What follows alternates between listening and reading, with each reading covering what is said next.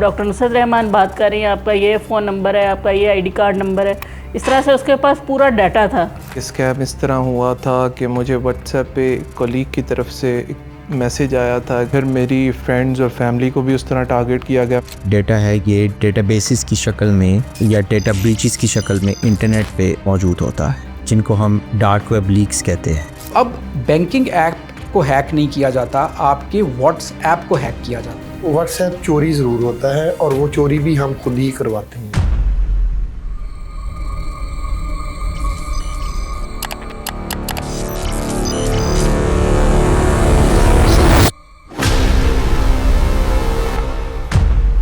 सिर्फ एक क्लिक और आपके सारे पैसे गायब। ये कहानी नई नहीं, लेकिन इसके नित नए तरीके आ चुके हैं। पाकिस्तान में तकरीबन 5 crore 20 lakh WhatsApp user scammers के निशाने पर हैं और रोजाना सैकड़ों अफराद इनका शिकार बन रहे हैं। आपकी जमा पूंजी हथियाने के लिए ये स्कैमर्स किस हद तक जाएंगे, आज आपको सबूत के साथ बताएंगे।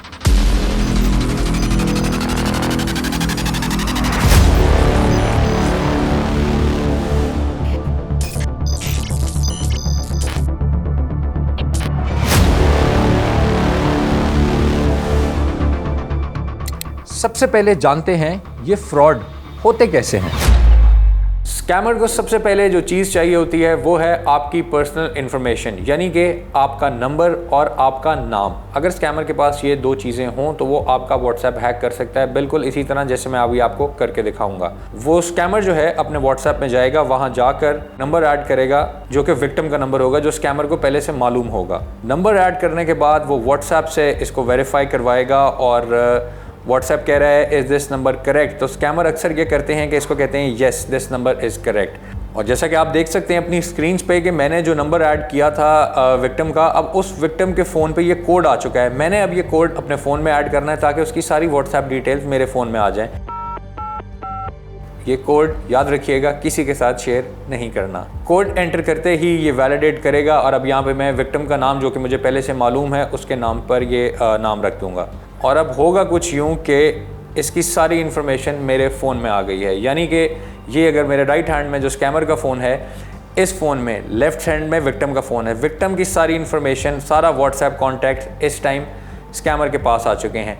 यहाँ पे स्कैमर सोशल इंजीनियरिंग का इस्तेमाल करेगा और आपकी अर्जेंसी या फिर किसी न किसी चीज़ का फ़ायदा उठाते हुए आपसे पैसे बटोरने की कोशिश करेगा।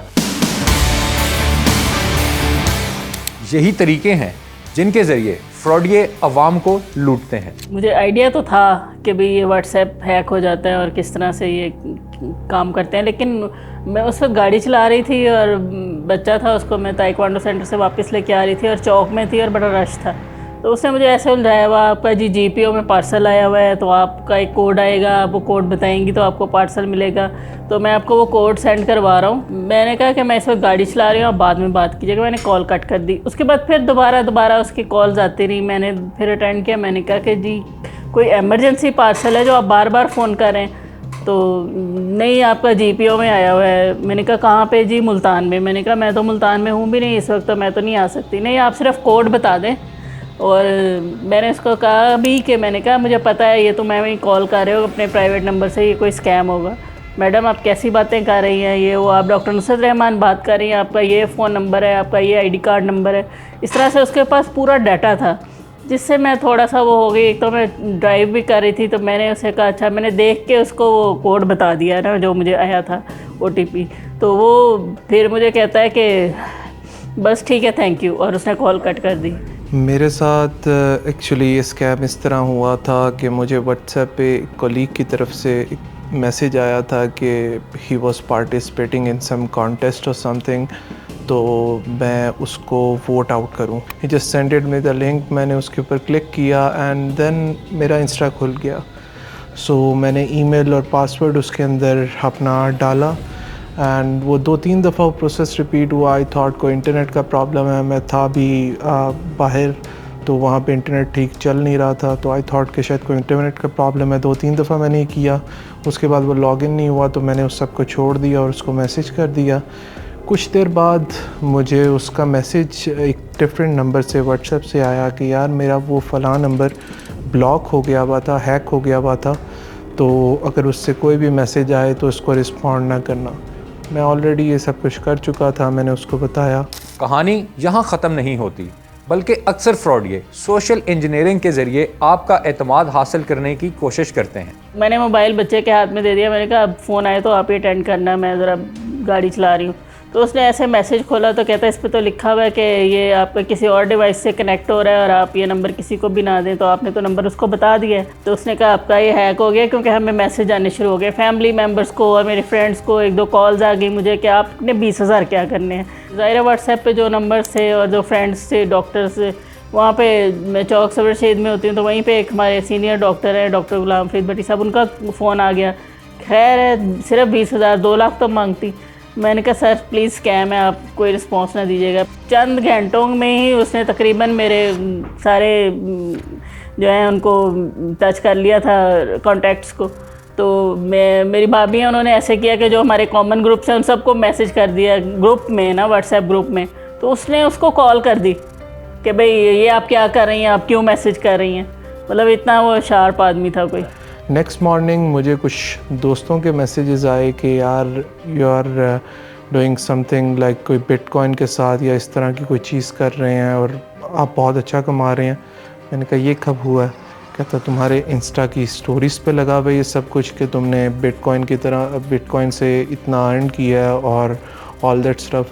तो मैंने अपना इंस्टा लॉगिन करने की कोशिश की, बट वो लॉगिन नहीं हो रहा था उस टाइम पे, एंड उस टाइम पे वो हैक हो चुका था। फ्रॉड से बचने के लिए जब बैंकिंग ऐप्स पर सिक्योरिटी बढ़ा दी गई तो फ्रॉडियों ने इसका भी हल निकाल लिया और अब पेमेंट के लिए ज़्यादातर डिजिटल वॉलेट्स का इस्तेमाल किया जाता है। व्हाट्सएप के फ्रॉड्स बहुत ज़्यादा होना शुरू हो गए हैं। सो अब बैंकिंग ऐप को हैक नहीं किया जाता, आपके व्हाट्सएप को हैक किया जाता है। वो हैक किस तरह किया जाता है कि आपके व्हाट्सएप के OTP को किसी ना किसी तरीके से आपको कॉल करके वो आपसे OTP ले लिया जाता है। आपका व्हाट्सएप अकाउंट वो अपने फ़ोन के ऊपर क्रिएट कर लेता है और उससे आपकी कॉन्टैक्ट हिस्ट्री भी उसके पास चली जाती है। अब वो उस कॉन्टैक्ट हिस्ट्री को यूज़ करते हुए, उस व्हाट्सएप को यूज़ करते हुए लोगों को डिफरेंट मैसेजेस भेजता है कि जी मेरे इस अकाउंट के ऊपर पैसे ट्रांसफ़र कर दें। अब वो अकाउंट हैक नहीं कर सका, उसने कहा चलो व्हाट्सएप को हैक करो, व्हाट्सएप का OTP लो और वहाँ से लोगों से पैसे मांगो। हमने इसको अकाउंट क्रिएशन को इतना सिक्योर बना दिया है कि आपने जब भी अपना एक डिजिटल वॉलेट क्रिएट करना है, सबसे पहले आप अपनी CNIC की इन्फॉर्मेशन एंटर करेंगे, उसके बाद आप बायोमेट्रिक वेरिफिकेशन देंगे फ़ोन स्कैनिंग के थ्रू और वो नादरा से वेरीफाई होगी। उसके बाद जाके आपका अकाउंट जो है वो ओपन होगा, जिसका मतलब है कि अब आप ख़ुद ही अपना अकाउंट खोल सकते हैं, कोई और आपके नाम पे अकाउंट ओपन नहीं कर सकता। और जब भी लॉ इन्फोर्समेंट एजेंसीज़ को ज़रूरत पड़ती है किसी भी तरह के फ्रॉड के केस में या स्कैम के केस में, सारी इन्फॉर्मेशन अवेलेबल होती है और जब भी वो मांगते हैं वो इन्फॉर्मेशन वो उनको प्रोवाइड कर दी जाती है। अगर आपको ये वीडियो पसंद आ रही है तो अभी सब्सक्राइब करें। साइबर सिक्योरिटी एक्सपर्ट्स के मुताबिक इस मसले का हल सारिफीन के अपने हाथों में है।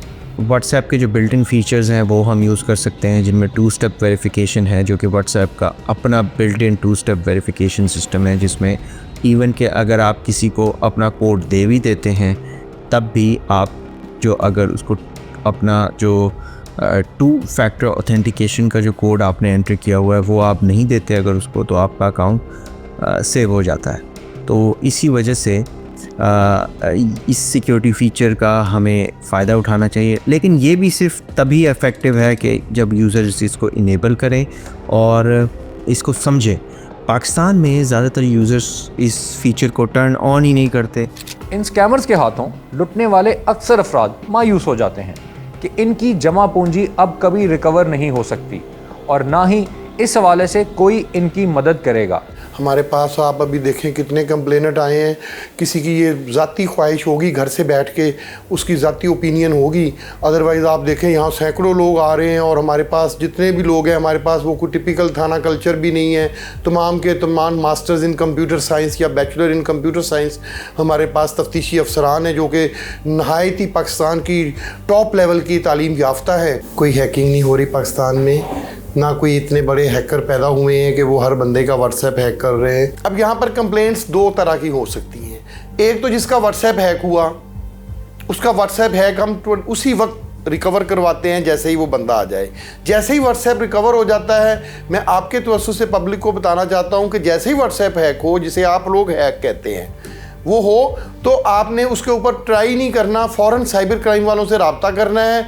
विदिन 2 और 5 मिनट के अंदर अंदर जो है ना, हम वो उनका व्हाट्सएप रिकवर करवा देते हैं।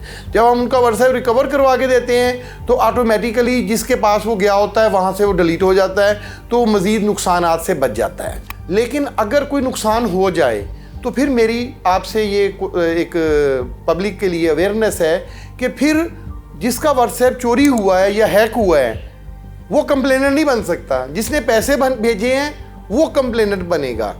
मतलब डकैती जिसके साथ हुई है वो आकर कंप्लेंट करेगा कि मैंने इतने पैसे फ़लाँ अकाउंट में भेज दिए हैं। तो उसके लिए हमारे पास पूरा एक मैकेनिज़्म है फाइनेंशियल फ्रॉड के लिए। हमारे यहाँ हेल्प डेस्क बना हुआ है, प्रॉपर लोगों को आगाही भी दी जाती है। एज सून एज पॉसिबल जैसे ही कंप्लेंट आती है, जिन अकाउंट्स में वो पैसा गया होता है उन अकाउंट्स को हमारी तरफ से ब्लॉक कर दिया जाता है और उन लोगों को नोटिस डाल दिए जाते हैं। और यहाँ पर हज़ारों लोगों की, करोड़ों रुपया की रिकवरी हम अब तक करवा चुके हैं और डेली करवा रहे हैं। NCCIA के मुताबिक एजेंसी ने रवां साल में अब तक व्हाट्सएप समेत डिजिटल फ्रॉड में मुलव्वस 78 मुजरिमान को गिरफ्तार किया है, जबकि डिजिटल राइट्स फाउंडेशन के मुताबिक 2025 में 233 शिकायत मौसूल हुई। इन कॉल्स में ज़िंदगी के हर शोबे से ताल्लुक़ रखने वाले अफराद को निशाना बनाया गया। अपनी कोई भी पर्सनल इंफॉर्मेशन, चाहे आपको कोई स्टेट बैंक का नुमाइंदा बन के, चाहे आपको गवर्नर स्टेट बैंक बन के, चाहे आपको GHQ से कोई फेक कॉल आए, चाहे आपको FIA या साइबर क्राइम NCCIA गर्ज के दुनिया के किसी भी पर्सन की आपको बन के वो इम्पर्सोनेट करके कॉल करे और कहे कि ये अपना पर्सनल डाटा दे दो, तो आप देते ही क्यों हैं? आपको देना ही नहीं चाहिए। वहीं पे आप ये क्राइम ज़ीरो हो जाएगा। पहले तो हम कहते थे ना कि अभी भी है कि जी पिन कभी ना शेयर करें, OTP कभी ना शेयर करें, लेकिन अब ये कस्टमर्स को एक एडवाइस है कि कभी कोई ऐसी ट्रांजैक्शन रिक्वेस्ट जो आपको रिसीव हुई हो जो कि आपने जनरेट नहीं की, उसके ऊपर भी अपनी पिन एंटर मत कीजिए। और किसी के कहने पे फ़ोन कॉल आई है, चाहे वो कहता है कि जी मैं लॉ इन्फोर्समेंट एजेंसी का नुमाइंदा हूँ या कोरियर कंपनी का नुमाइंदा हूँ, उसके कहने पे भी अपने फ़ोन के अंदर कभी भी किसी भी मौके पे अपनी पिन एंटर मत कीजिए।